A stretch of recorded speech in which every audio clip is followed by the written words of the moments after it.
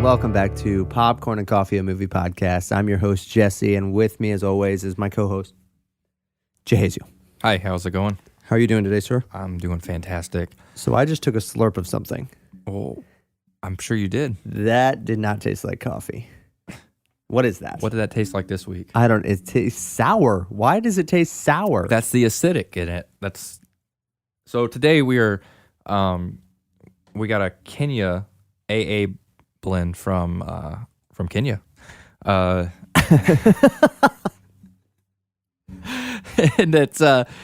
yes, this one is also from the local coffee shop, The Rabbit, where I get all my local coffee beans. I do hope one day, as we keep doing this and stuff, and we both go on vacation, we're gonna, stop in. I like to stop in at local coffee shops from wherever we go and pick up different roasts and stuff from around the country and world. Maybe someday I'll get to go to Ireland and try a nice Irish coffee. And he's putting his vanilla and sugar in it to ruin it. That's me making this taste good. But yeah, this is definitely has a higher acidic content in the coffee. I can tell. Did you know that's because this is grown at an altitude of 17 to 1800 feet above sea level? I did not know that. That is why this has a higher acidity. That's interesting. But yeah, in the region of Kenya. This is my least favorite so far of all that we've done. One day I'm going to pick the coffee. You just wait. Okay. You just wait. I can't wait. As long as it's not no Maxwell House or Folgers. You see, that acid cuts through the French Vanilla International Delight to the point that I don't like to make it look like milk, but I have to. This one definitely does bite a little bit. It's got some nip to it, and it'll wake you up in the morning, let me tell you. It's going to make the lips pucker. I'm not a fan of that. Not a fan of that one at all. It has a harvest period between November and December, by the way. So out of the three, this is our third episode. Out of the three that we've had so far, we've had a Honduras, we've had a Costa Rica, and now this Kenya blend. Which ones was your favorite? I don't know. They're all the same except this one, and it's worse. I definitely think I like the Costa Rica a little better. It was probably my favorite so far. Good things come out of Costa Rica. They do. Like dinosaurs. Yes. And Isla Nublar. Nubar. Do you even Jurassic Park? I don't. I mean, I do. But oh, my goodness. Not like you. No, not like me at all. Okay. So this week, we have another one. You picked the last one. We're going to be talking about a little movie that I like to call Gone Baby Gone. So that's where we're going to be going this week. And why do you like to call it that? Because that's ironically what it's titled. Oh, okay. So that's why we're going to go there because, yeah, the movie came out in 2007. It's a movie that I enjoy. But let me ask you, how old are you? I'm 28. How old do you feel? About 22. That's Look, one way. I feel really good. Okay. Okay, I'll give it to you. Let's play a little game that I like to call Who Was Born Today and How Old Does That Make You Feel? Oh, okay. All right. It's a working title, but let's see what we can do with it, okay? Here's one. Okay. How old, born today, is Dean Cain? Dean Cain. Superman himself. Let's see. I'm trying to think. I'm going to say Dean Cain is 49. 49. Yeah. Dean Cain is 55. Ooh. Okay. All right. He's a little bit old. He's a little bit older than I thought as well. I was going to go early 50s was my second guess, like 53, but okay. Okay. I'll give you another one. How old is Wesley Snipes? Is he 57? 57. Wesley Snipes, Blade himself, is actually 59. Ooh, I almost said that. I was close. Close. But as you know, close only counts in horse grenades. I don't know what that means at all. Let me guess. An Office reference. No, actually, that's a Parks and Rec That makes sense. reference. So. That makes sense. Yeah. It was one of those. It was a Chris Pratt Parks and Rec quote. What do the words Taika Waititi and Flash Gordon mean to you?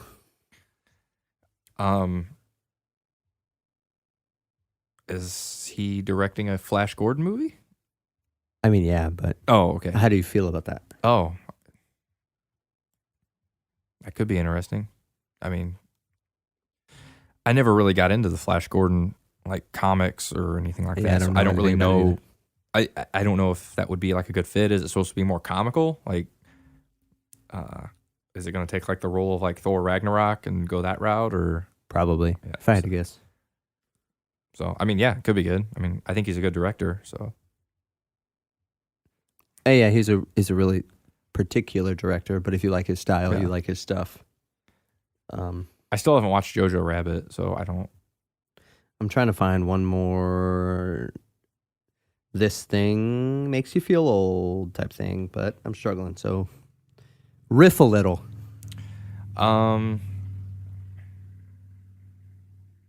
You know what makes me feel old? All right, here I got you right now. I got you right now. Let's get real. Let's So- get real for a second. About 3 weeks ago, a month ago, my cousin, she posted a picture on Instagram, and it was of Dunkaroos. Do you remember Dunkaroos? I have no idea what that is. Oh my gosh, they were like little like cookie things. They were cookies, and they came with like this like a sugary like cream cheese type, or not cream cheese, but like a cream. And you could dunk the cookie in the cream and eat it. It was like just pouches, like everything. Okay. Yeah, they were called Dunkaroos. They were like animals, and you dunked them in, like animal cookies, and you dunked them in. Anyways, I haven't seen them in years. She found some and bought them because they're awesome. So yeah, that kind of made me feel old because Because it was an old thing. Yeah, I've asked other kids and like people now, like younger, like, oh, you know what Dunkaroos are? Like, no, what's that? And then you don't even know what they are. I don't even know what they are, but I guess I didn't get into that at all. Yeah. Here's one. Here's how old are you? This thing will make you feel old. Okay. Okay. Sky High. All right. How many years ago did that come out? That one came out, and I'm gonna guess 2005 or 6. Okay, just give me how many years ago. Oh, how many? I'm not years? doing the math in my head. Okay. 16 years ago. Wow. 16 years ago. Yeah. That's when it came out, 16 years ago. Was it really? Almost 20 years ago, Sky High came out. What? Yeah, 16 years. Like, that's a long time. Oh, it was 16. It was years. 16, right. Yeah, Oh, you I were was right. Okay. You're right. All right. But 16 is almost 20. Oh, okay. It's closer to 20 than it is to 10. Yes. Yes, it is. Okay. A couple other things.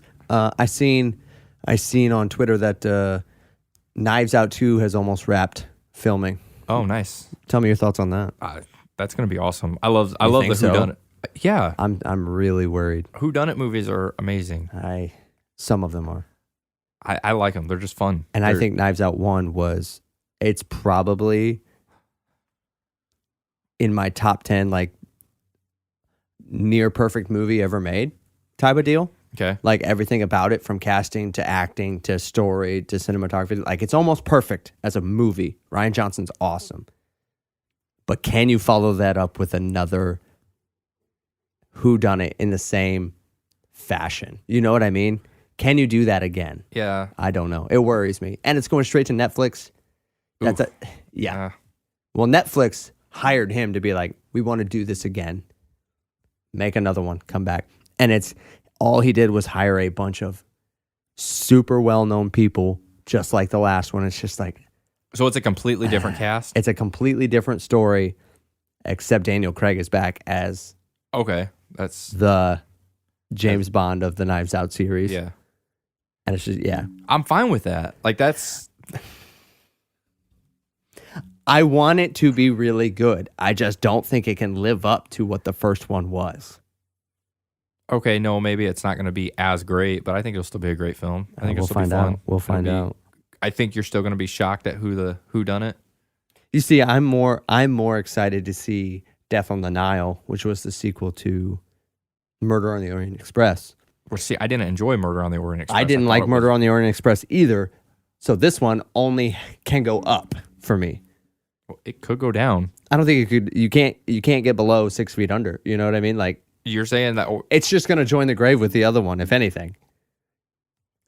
But Knives Out, like, you can't have two first place. You know, it's like the Olympics. Only one person's in first up there. So it's either gonna dethrone the other one because it's better, or it's just gonna be subpar to it.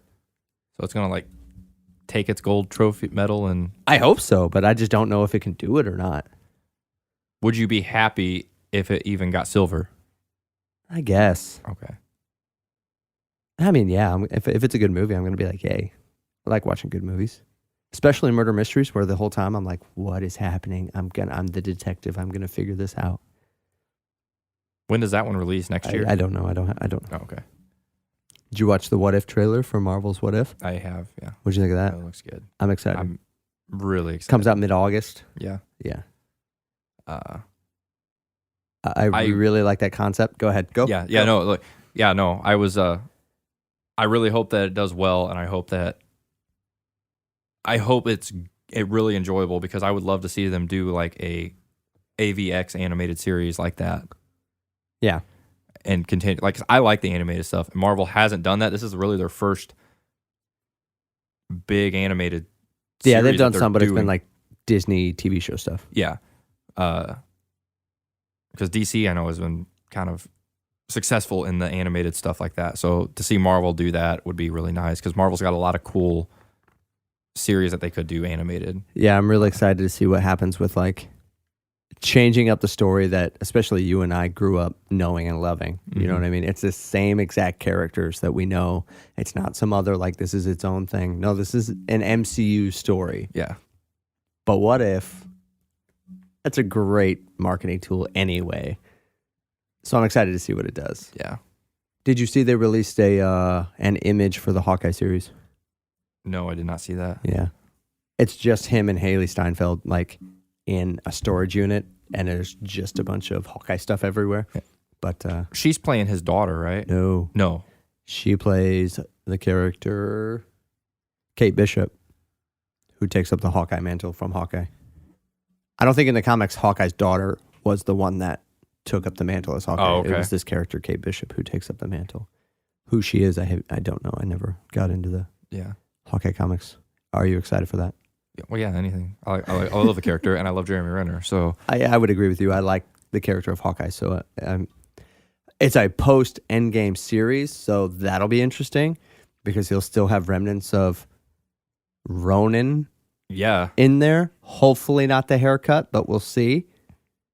What does that look like now that he's got his wife and family back? You know what I mean? mm-hmm. So yeah, I am 'cause he was excited to see retired, where right? it goes. Retired in Like- prison kind of thing. Like, yeah, he was on house arrest, so yeah. he was trying to do right by his family. But yeah, I'm excited for it too. All right, you ready? Yep. You ready to get into the heart of it? Let's get this Gone Baby Gone. Like he said, we are doing Gone Baby Gone, which is 2007 crime drama directed by Ben Affleck, starring Casey Affleck, Ed Harris, Morgan Freeman, and it's about a private investigator who has been tasked with the police to help find a little girl in Boston. You forgot Michelle Monaghan.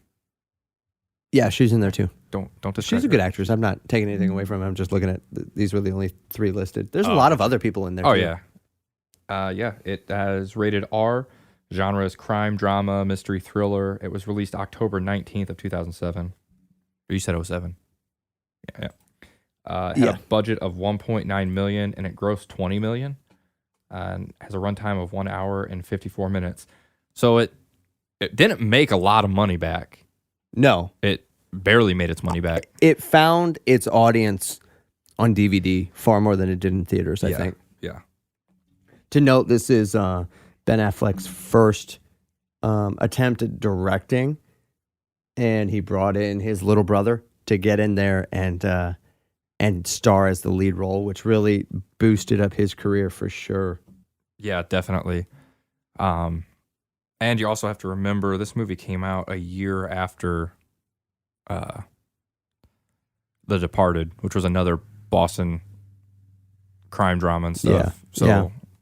But which I feel that I actually enjoyed this one a lot more than The Departed. I thought it was a better movie. Really? Yeah. Well, I only say really with that inflection because I know where you hold The Departed in terms of crime dramas. But, I mean, you're looking at a list of movies from Ben Affleck coming out from a directorial standpoint. This, and then you've got The Town, and then you have Argo. These 3 movies, he's only done so far 1, 2, 3, 4, 5. He's only done 5 so far. Oh, 4, because that one's only a short. Live by Night was his newest ones, which I think was the least well regarded out of all. Did he not direct Gone Girl? No, he didn't. Oh, he didn't? No, he Okay. didn't. Sorry. He's not missed from the director's chair. Live by Night may not have been very well received, but that doesn't make it a bad movie. Right. The guy's got a vision in his mind. He's a decent actor. I don't think he's the best actor by any means, but he's a phenomenal director. I do believe he's a phenomenal director. I wish he would have made a Batman movie because I think he would have done a really gritty Batman movie. Yeah. But obviously that was stripped from him.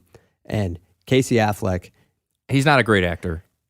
he's not great, but in certain roles, he does a really good job. Because to me, he's an everyman's man. Well, yeah, from an actor's standpoint. In this movie, he's just playing himself. Like in this one, for sure, he's just playing because they all grew up in Boston. Yeah. They all came from there. That's why they write these movies so well. Ben Affleck going back and writing and participating in Good Will Hunting, which had Casey Affleck in it as well. Mm-hmm. He was much younger. But this is everybody involved for me firing on all cylinders. Everyone involved. And even from the perspective of the writing team for Gone Baby Gone, Ben Affleck was a writer, and then a guy named Aaron Stockard. Aaron Stockard, let me give you a list of his filmography, and he hasn't written that much either, but he was a producer on Gone Baby Gone. He was a writer on Gone Baby Gone. He was involved in the crew of The Talented Mr. Ripley and Good Will Hunting, and he wrote alongside Ben Affleck The Town and the Gone Baby Gone. So this guy hasn't had any misses either. Yeah. It's a very niche style, and like obviously I'm assuming this guy's probably from Boston as well. But what they make well, you know? Mm-hmm. I'm curious as if, there's not really much info on Aaron Stockard. Not on IMDb anyways. No. But I'm assuming that he's like a childhood friend of like the Afflecks. I bet, because Matt Damon's in that circle as well, Yeah. and Talented Mr. Ripley is a Matt Damon movie, and he helped write that. You said you liked it, and you liked it more than The Departed. What specifically did you like about this one?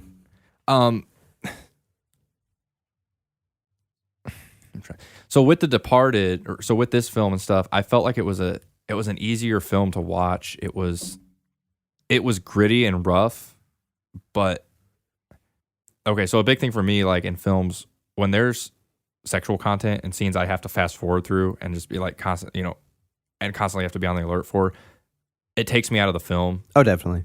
And The Departed had so much of it that it was just like, it's a great film. I'm not going to deny that's probably top 10 greatest films ever made, but I can't enjoy watching it. Yeah. And this one didn't have all that garbage in it to where that's me personally. No, it had other stuff that I know other people like. It was pretty gory. Gone Baby Gone's gory. It had a lot of language in it. That stuff doesn't take me out of the film. Yeah. And because it didn't have all the sexual content in it, I was able to sit down and actually enjoy it. I would argue from a storytelling standpoint, and I would agree with you that it takes you out because it's unnecessary to see. You know what I mean? Yeah. Just as in you don't necessarily, as much as I don't mind violence, I think you can tell certain stories without needing to see that stuff. It doesn't take me out of it, but at the same time, stuff that's sexually oriented is in there 9 times out of 10 to be an eye candy draw as opposed to a storytelling element. Yeah. It's unnecessary. And if you cut it out, it doesn't make a bit of difference to the movie. You know what I mean? Yeah. You can show that these people are deplorable human beings in The Departed without needing to go there and needing to see that, you know? So I would agree. It takes you out of it because you have to be on guard, especially if you're coming from kind of a conservative Christian standpoint looking at these movies. I would prefer that it not be in there, you know. Same thing goes for language. Like, it isn't necessary. I understand it if you're telling a story, especially from Boston. I had a buddy when I was in the Army from Boston. This movie isn't exaggerating, or any of these movies that have this Right. demographic as the main point of the movie. That's exactly how they are, and I get that. So I can overlook that because it doesn't take me out. But the question is, what is necessary and what is unnecessary to tell the story? So I really like that you went there, because this movie did what it needed to do to tell the story, but it didn't take you anywhere else it didn't need to go. And I do appreciate that in the same exact way. But this movie is incredibly profane just off the bat. Oh, yeah. Like, yes, if you don't have a stomach for foul language, this is not the movie for you at all. Within the first 10 minutes, like, the F word's used a lot. It's accurate to the people and the demographic that they're talking about. Do I agree with it? No. Do I think they should use those words in real life or in the movies? No. But it is a reality, nonetheless. The content of this movie being about kidnappings, being about children, it's hard to watch. It's really hard to handle. So there's another kind of disclaimer. If you're not looking for those kind of movies, this is literally about a little girl being taken. That's what it's about. Yeah, the story, like, from the get-go, like, it grasps you from that opening, like, Just downtown. yeah. Oh, yeah.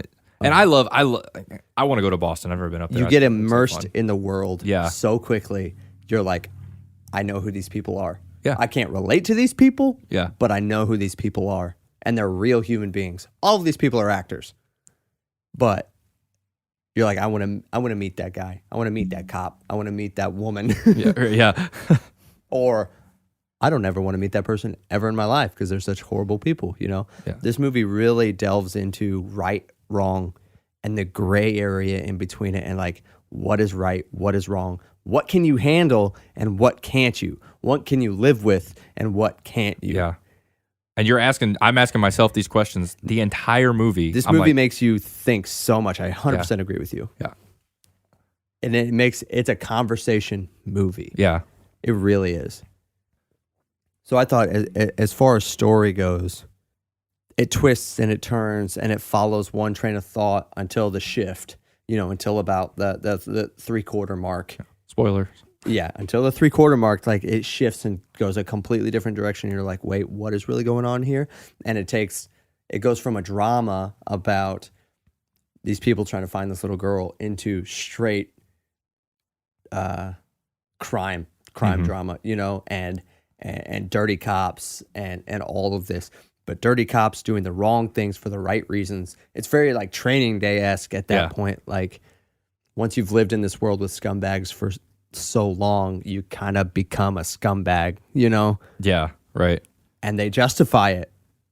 And when they tell you why they justify it, you're like, I can't necessarily disagree with why you're justifying it, but you're still wrong. Mm-hmm. That's such a fine line. And we just got done talking about the last episode of 8 Men Out. Like, I saw what you were doing and I disagreed with what you were doing, and you were wrong and you deserve to be punished for what you did. Yeah. But in this sense, it's like, ooh, that's a little bit harder because this little girl was kidnapped from a mom who's a pretty bad mom. Heavy spoilers if you haven't seen this movie. I don't want to get into too many details about the third act and how this movie ends. I recommend you watching the movie before, if you're listening to this and you haven't seen it. Go watch it before you listen to this. If you don't care and that doesn't matter to you, then keep listening, because we're going to bring up spoilers throughout. Yeah. I don't want to try to skirt around any of them. So just go ahead. Okay.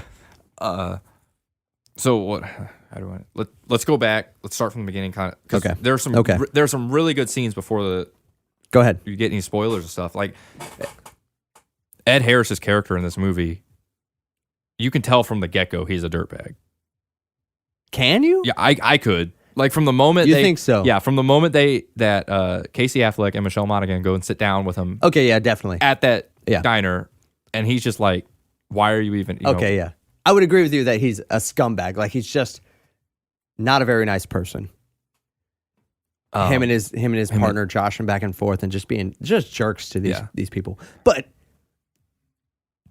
every situation that Casey Affleck and Michelle Monaghan are in, that's where when they're in that bar and they're trying to get questions from people and they're like, why is everybody treating these two like trash? You know? And they're in that in between where cops don't like them because they're trying to do the cops' job. Yeah. And they're doing it more effectively in an area where people don't like cops. Mm-hmm. People don't like them because they're trying to be cops, even though they're not cops.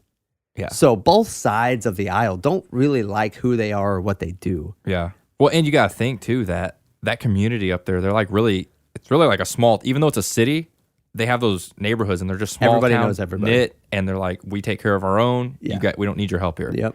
And sometimes it's funny because there's a lot of crime. So if you're not a criminal, you know somebody who is. So you're almost like guilty by association. And so nobody wants to rat on anybody. Right. But if you say anything, then you're labeled as a rat. So this guy's a rat. Him and his wife are rats in this community. Yep.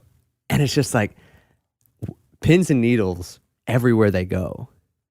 But he does a really good job. Casey Affleck does a really good job with understanding that and just turning on like borderline psycho when he needs to. Yeah. Because there's every scene where he's belittled for who he is and what he's doing. He just turns it around and just like verbally smacks everyone across the face every time. Whether that was in the bar with how he was being treated and how they were talking about his wife. And he's just like, I will kill all of you pretty much. Like he pulls his gun out because they were gonna rough him up anyway. Yeah. And he's like, no, we're done here. And you can see it in his eyes, like it twist into something else. And then you go to him and Ed Harris and the other guy in the diner, and they're like, you're nobody. You guys suck. And he's like, well, I know things you guys already don't know. So I'm already a step ahead of you. Like, Right. bring me in or I'm going to go right around you and pass you up. And they're like, all right, we're equals. And at that point, they treat him like equals the rest of the movie. Or the scene with, I'm doing all the talking right now. No, Sorry. you're good. You're good. The scene with him and Morgan Freeman. And Morgan Freeman's like, you're a little boy. Like, go home, little boy. And he's like, no. I can't remember how he words it because he's like almost talks about himself in the third person at that point. Like, you're going to treat me with respect whether you want to or not. And Morgan Freeman's like, all right, I am. You could just tell. Yeah, he definitely can. He's got like two personalities. He's got his Boston personality where he grew up and this is how he lived his life. Yeah. And then he's got his professional one where he's like, okay, I'm just as good as you. Yeah. And you can tell, like you said, in the bar, like he turns it around and he's like, you guys, they all knew him. Oh, yeah. And he's like, you know who I am. And he pulls out that gun and he's like, this is who I am. And I can beat this guy if I have to. So like, back off. You could tell that he's got a history in the past of things he's probably not proud of. Yeah. Because he's a really good man. His character-wise, he's a really good man. And he doesn't want to be like everybody else who's kind of scummy. But he's willing to go there if he has to. Yeah. Same thing with the criminal Cheese when he goes to meet him. Yeah. He's like, I'm trying to be nice. And then as soon as Cheese insults him, he's like, I am going to murder you and everyone in the Cheese. He doesn't say that, but it's like in his eyes, you can tell he's serious. And he's like, and all he did was insult his wife again. Yeah. Which is rampant there. To disrespect the guy, go after the girl. And he's just like, no, this is not going to happen. I'm going to make your life miserable. And she's just like, I got you. And it's just respect given at that point. Mm-hmm. I'm so happy that this is the first time you've seen it going into it because Yeah. not only do I love when we can have a conversation about a movie or I can recommend a movie to someone and you watch it, but you also like what you see and you're like, where have you been my whole life? Yeah. You know? Why have I not watched this sooner? Yeah. So they're tasked to find this little girl. They follow the trail of breadcrumbs that they find, and it ends in a dead end. We also the other part of the story that I really like was between him and his wife, who at the beginning of the movie she didn't want to take the job, Right. because she didn't think she could handle finding this little girl dead somewhere or her dying because of what they were doing in trying to find her. And she didn't think she could live with that. And he respects her in as much as he's like, listen, I at least have to hear him out as a professional. That's our job. Let's hear him out. If we don't take it, we don't take it. And then she's the one that decides we're taking this. And he's like, okay, I guess we're taking it, which he's okay with. And then the way that goes throughout the movie and where that ends, everyone in the movie is on this spectrum of right and wrong. And the only one who's consistent in the middle is Casey Affleck. Yeah. The only one. And I told Vera when we watched it again this time, and I just watched it like a month ago while we were sitting here playing COD, and I just had it playing. So I've seen it twice now really recently. And I'm like, it really reminds me of old-fashioned heroes where he didn't have an arc. No. He didn't have an arc. He was who he was at the beginning, and he stayed himself the entire time. If anything, he took a step back at that point where he couldn't handle what he was seeing anymore. We can get into that in a minute. But he was the hero of the story, the protagonist, the entire time. And even when it came to the end where he had to make a decision, he's like, no, I have to do what's right. Right. And I love that about the story because he lived by these sets of rules and these convictions and didn't waver. Everyone else in the movie wavered and justified rights and wrongs based off the wind and feelings. Right. And he left his feelings out of it, and he's like, no, it's wrong. You're not right, even though you're right to a degree. Yeah. You know what I mean? Yeah. That's or so even though difficult. it might be right for even though it might that be right for person, you. Yeah. it's still wrong. Yeah. Yeah. So how much did you catch on to before it started to get revealed? Because there's a point where it revealed itself. Yeah. So I kind of thought at the beginning of the film that the aunt and uncle kidnapped the little girl. That was my first, right off the get-go.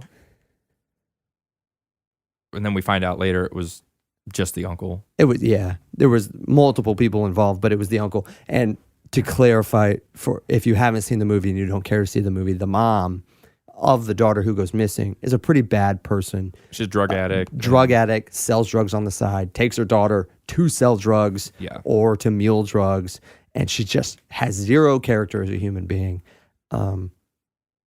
Everybody sees that, and everybody just wants to put her in prison. I don't know how she gets away with everything at the end of the movie where they all know that she's a criminal and nothing happens to her. Because it's Boston. But needless to say, as the movie goes, everyone involved is like, we want to find your daughter, but nobody wants to give you your daughter back because of how bad of a person you are. Like, that's just the consensus, you know, especially with Michelle's character, because she's like, you suck. Yeah.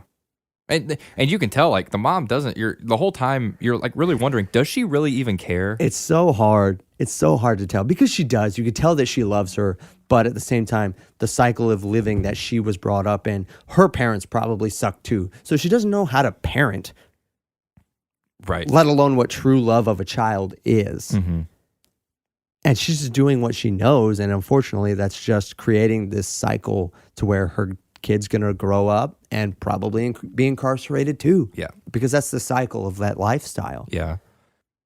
So where do we pick the story up at next? So the little girl goes missing, and then they think Cheese has her. Yeah. And so then they go to her. Cheese admits to having her.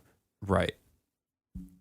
It admits to it. It admits to having her, yeah. And then, so they set up the cops and everyone, they set up this scenario where they can get her back for Cheese's money because the little girl's mother stole money from him. So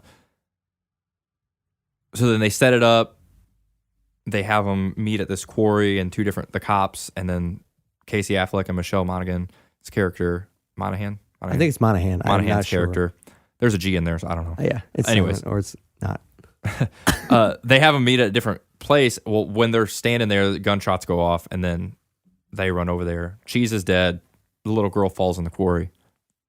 So we think. Yeah. And that's where they think that she's dead. They can't find her body in the water. And so it's just that's where the case goes cold. And everything that we think plays out up until that point. Michelle Monaghan's character, just like at the beginning, she's like, I don't want to find this girl dead, and I don't want to not find her. Both of those options suck. Yeah. And as the story goes on, she's like, I also don't want to find her and give her back to her mom. There's no win scenarios here. Yeah. And they don't find her, and their relationship struggles because of it, struggles heavily because of it. And she pretty much shuts down. Well, when she's dead, the little girl, When because the I think little she's girl's dead. dead, Yeah. And she shuts down Yeah. and doesn't want anything to do with what he's got going on. She just cries all the time. And then Casey Affleck still has working relationships with the cops that were involved in this. And then it gets to the shift. The climax of the movie, I would say, where Ed Harris's character gives away that he lied to Casey Affleck earlier. Mm-hmm. And it's nothing huge. It's so subtle that if you're not paying attention, you'll miss it. Yeah. It really is. Luckily, not 10 minutes later, it gets brought back up again, because that's the crux of the story there, is that, like, wait, he lied to me 2 months ago. Why did he lie to me? He had no reason to lie to me. He had no reason to lie to me unless he's intentionally lying to me, you know? And so he starts to investigate the cops on his own dime. Yep. And that's when the movie shifts. It just shifts. And then also that's when another little boy goes missing, and his drug dealer buddy is like, hey, I know where that guy is who took that kid. Do you want to go take care of it? And even Vera's like, is this how they do things? Like, they just subvert the police, and they're just like, no, we're going to handle this on our own. I'm like, yeah, I think it is. Yeah.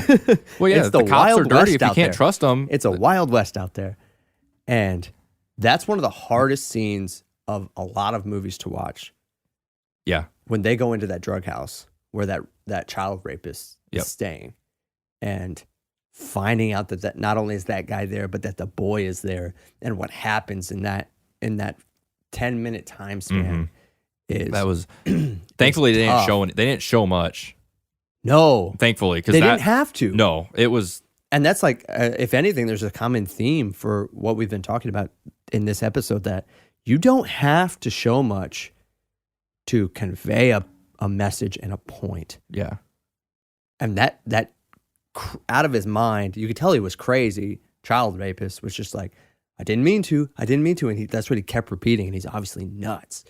And then you see the blood, and it made my stomach turn. Yeah, that was one of the roughest scenes I think I've, and it doesn't show anything. Like, you don't actually see it. You see blood, but like, you don't actually see anything. Yeah. That may be one of Casey And then he Affleck's, throws up. Affleck's best acting scenes. He was. And then he turns around. Yeah. And he has a choice to make. And this is what's so incredible about that character and that classic hero. And I'm not talking superhero. Yeah. I'm just talking about back when they made movies about every man's man, every woman's woman, heroes, you know? And it's just, what decision are you going to make here? And he makes a decision, and he kills the guy. Like, execution style, kills the guy. And the cops obviously are just like, yeah, he deserved it. Yeah. And they let it go. And he can't live with it. Like, he hates himself for that. And that scene, the scene where he's talking to the cop about, listen, I'm Catholic, like, murder's wrong. Doesn't matter who you're murdering, it's wrong. And then that's where the cop's like, I've planted evidence on a guy. I've justified doing the wrong thing for the right reason. And that's where we start to see a shift. Every character is so fleshed out. It's so real. Ed Harris, all of them. Every side character is fleshed out, to the mom's best friend who's just some junkie. Yeah. And you're just like, she's a real human being. Unlike what we've talked about in the past in other episodes, where characters are superficial characters, surface level characters. Everybody in here, you can tell when they went into planning the movie, had a mom, had a dad. What happened to the mom and the dad? We don't know that. We don't need to know that. But it's all present enough to make that person have a real life. Yeah. And that scene between Ed Harris and Casey Affleck outside of the hospital, and they're just arguing, that's the first scene that you get where you're really like, okay, now here's the constant struggle. What's right? What's wrong? Is planting evidence right if the guy's a dirtbag and you just need to get him off the streets? Is it? Right? And Casey Affleck's 100% no. Yes. He's like, you no, can't. it isn't. No. Yeah. And yeah, that's an intense scene. It's one of the most intense scenes in that film. And I it had love a lot. But that scene, and then obviously when they go into that drug house and Ed Harris's partner gets killed, which sets up a later scene at the funeral after the conversation that Casey and Ed had, where Ed kind of let on that he's been lying to Casey accidentally. And then Casey goes to question him. And in front of his own wife, in front of Casey's wife, Michelle Monaghan's character, he just threatens him. And he's just like, if you want to go down this road, it's going to suck for you. Like, you let it die and you let it die now. And Casey Affleck's like, what if I can't let it die? Like, it seems so much just like a Western. Yeah. And he's like, I'm not going to let it go. Like, this is going to be me and you to the end right now. And then he starts going around and asking other cops to find out who Ed Harris's character really is and what he's really done and been like. It's laid out, the road that the movie takes. It's just so, it's like a leisurely drive, you know, and it just takes a twist, takes a turn. It gives you one quick jolt to the right, and then it just follows this new road, and you're like, I want to go. Wherever they're going, I want to go. And one thing about movies and stuff like that, I love it when you think it's over. When the little girl dies, you think that's the end of the movie. You think that's it. And then it's like, oh, nope, it starts the third act, that final act, and it's like you're getting a whole other movie in it. And it's just as good as the first half. And then it starts to unveil characters, and his wife's still there with him, like, okay, like, she wants to let it die too because emotionally she can't handle it anymore. But she goes with him because they seem really tight, like, they've waned some because of everything that's been happening, but she's still right there with him. They go question the brother again, of the mom whose daughter went missing. And he starts to let things out that everything isn't as straightforward as they thought it was. And who all's involved in this plot of the girl going missing. What'd you think of that set of sequences leading up there?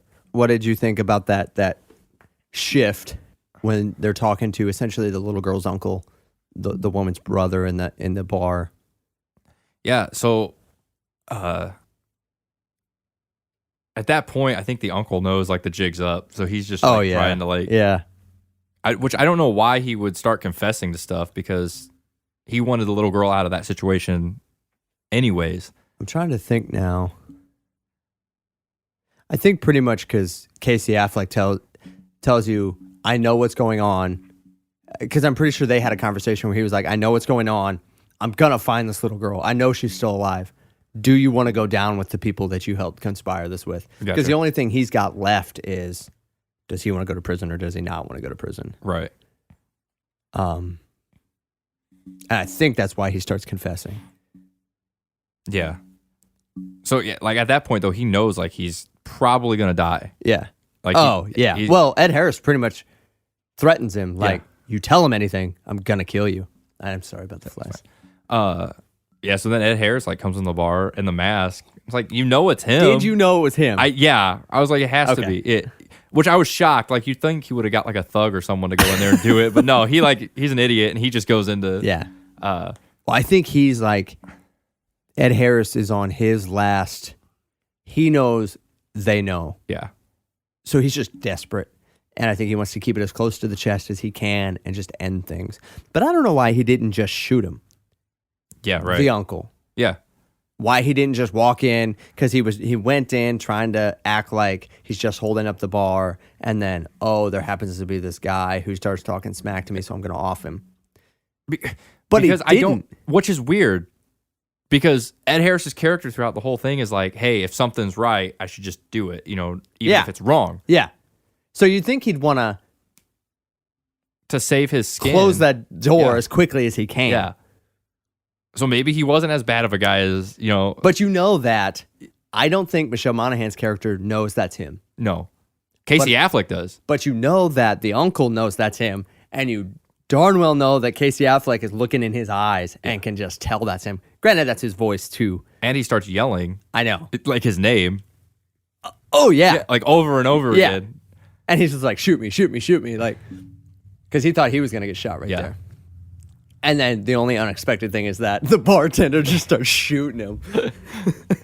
And even Ed Harris later, when he tracks him down because he runs out of the bar and Casey Affleck goes to get him, he's like, man, that bartender didn't waste any time. We're like, you're in Boston, dude. Like, everybody has a gun. But now to continue the story, you have to go back a little bit to the chief who set up this department, which is Morgan Freeman's character. I love Morgan Freeman in this movie because he's not a central character. No. The movie doesn't revolve around him. He's in and out a couple times, and that's it. And I think it's awesome. He was a man who lost his little girl to the same type of thing. Somebody kidnapped her and killed her.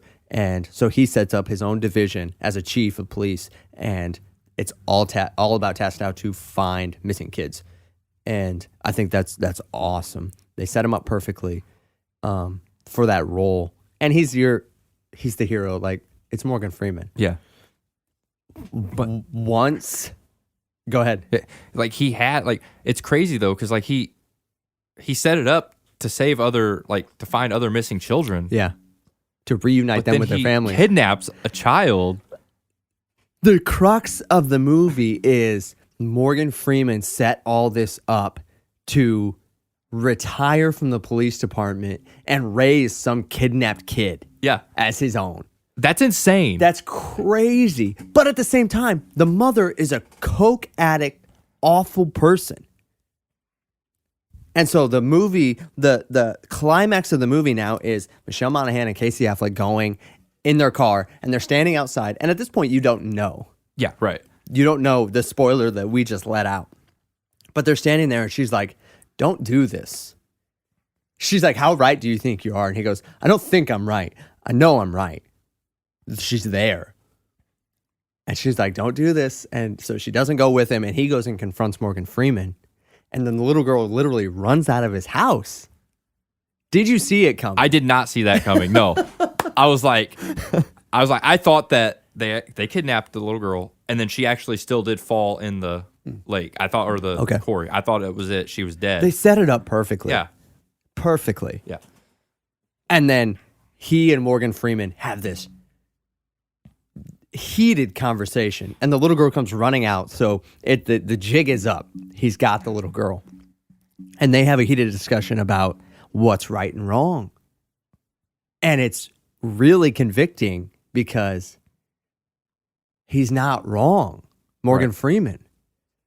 Like, that mom sucks. This little girl is going to end up drugged out and incarcerated. Odds, that's what's likely going to happen. Look at statistics. And she would have had a better life with him and his wife. She would have. No doubt.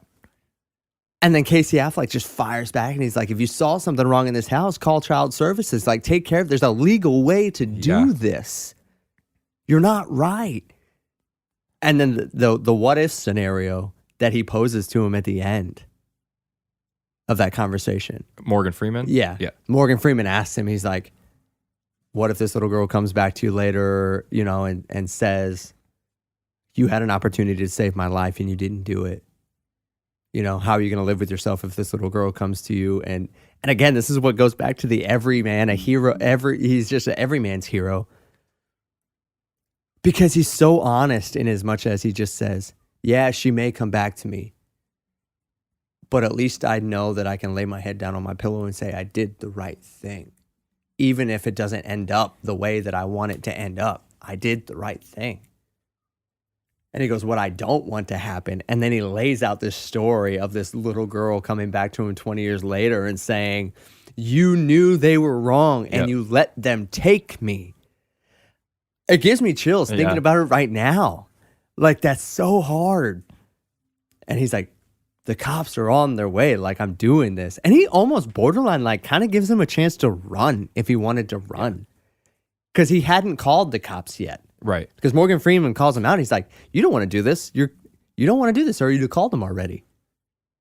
And I don't think he wanted to call the cops. No. Until he knew, because of who he was looking into. Right. Him being the chief of police. He didn't want to accuse him of anything he didn't do.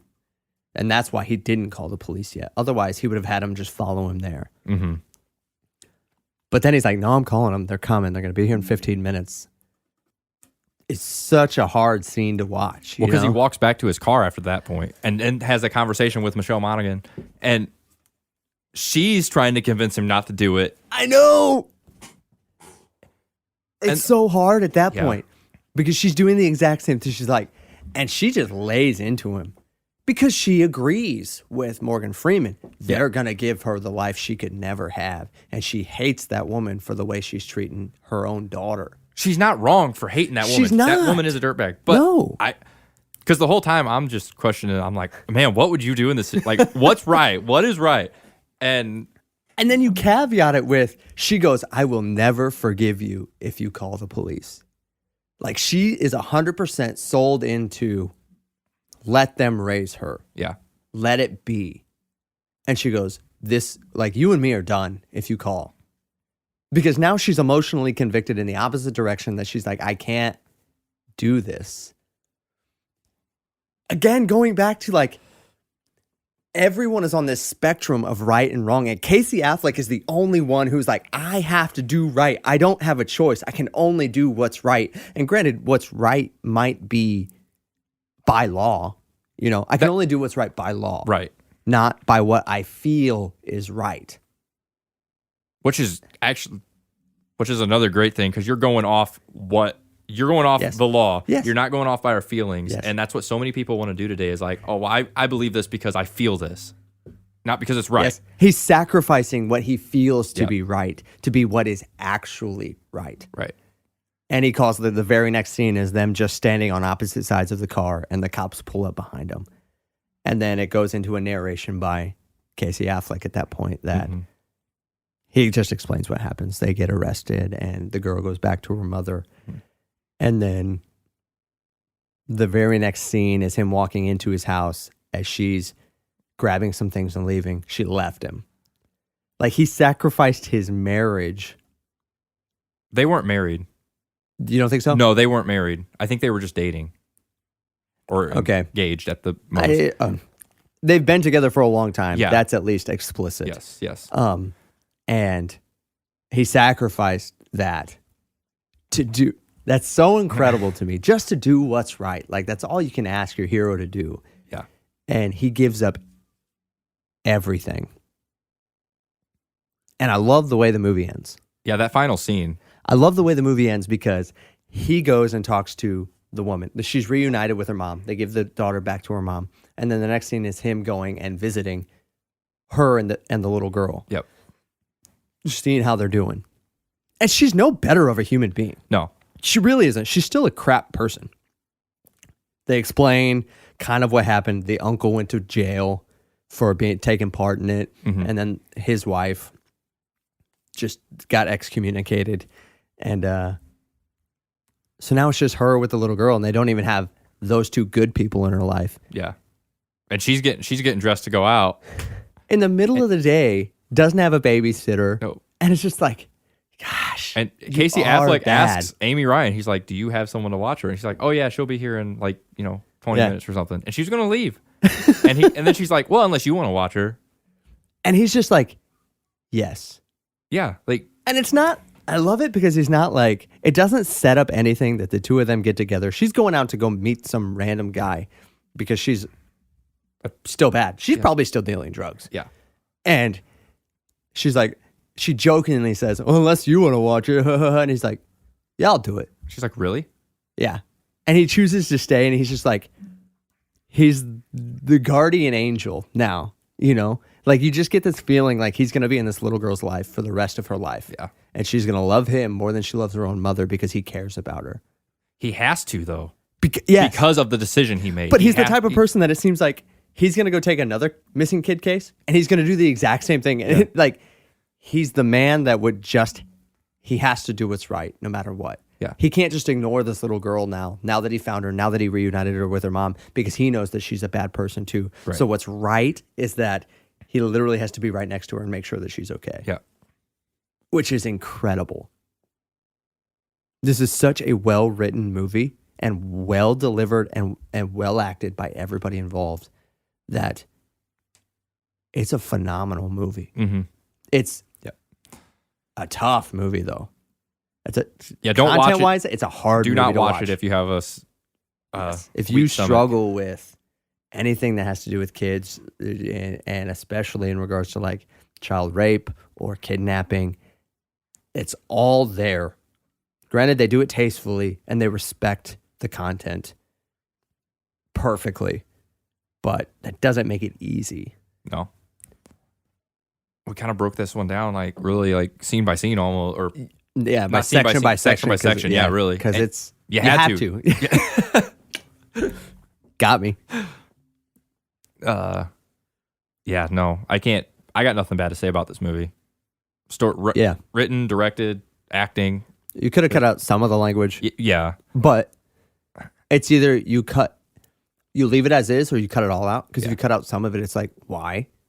But if you cut out all of it, it does a disservice to the demographic and the story. yeah, And again, I'm not condoning it. I don't condone it in the movie just as much as I don't condone it in real life. But a fact of the matter is, that's what it is. But man, this is what filmmaking to me is about. I could do away with all the mediocre, boring movies that don't mean anything. You know what I mean? mm-hmm. They all have a place. I get that. And could I watch this movie all the time? Is it a go back to constantly movie? No. But it's one of those that sparks conversation, and it sparks just that drive to make you want to be a better person kind of thing. Yeah. You know what I mean? Internally. Not all movies do that. No. You know, I don't watch Transformers and be like, yeah, like, let's go save the world. Let's go save the planet. Eco, you know. But with this, it's like, are my choices right? Am I willing to compromise? Or am I willing to stand fast no matter what happens? You know, that's the Captain America thing right there. And he's just an everyman's man. Yeah, it makes you think, and that's a sign of a good, well-written and well-directed movie, is one that will make you think and have questions at the end and be like, okay, where do I stand on this and stuff. A lot of movies, there are great movies out there that don't do that. But for, like, if you're looking at a movie that's like a masterpiece, like this right here, I would consider a masterpiece of a film. And the first review on IMDb says a masterpiece. let's see, there we go. Yeah. Yeah, it's just one of those movies where all the way around the pieces just fell into place and it accomplished something that most movies just don't accomplish, you know? Mm-hmm. Yeah, I got nothing else. So. Nothing else to say about it? Mm-mm. You'd recommend a watch? I would recommend it. I would recommend a watch, yeah. Make sure you have some emotional support there when you do it, though. Don't do it by yourself. Yeah. Get a buddy. And yeah. Yep. Nothing else? Nope, nothing. I'm good. All right. Well, to wrap it up, guys, you can find us on the socials. Twitter, Instagram, Facebook. Sorry. All those places that everyone's addicted to. That's at Popcorn and Coffee, a movie podcast. Yep. And leave us a review on iTunes. Again, it helps us out. It moves us up in the iTunes charts and gets us more listeners, because we want people to listen. If you enjoy this, tell your friends, tell your family. You know, have them check us out, Please. because we want to keep doing this. And if you guys enjoy it, the more followers, the more listeners, the more we can do it. Yeah, for sure. All right. So on that, guys, you have a wonderful week.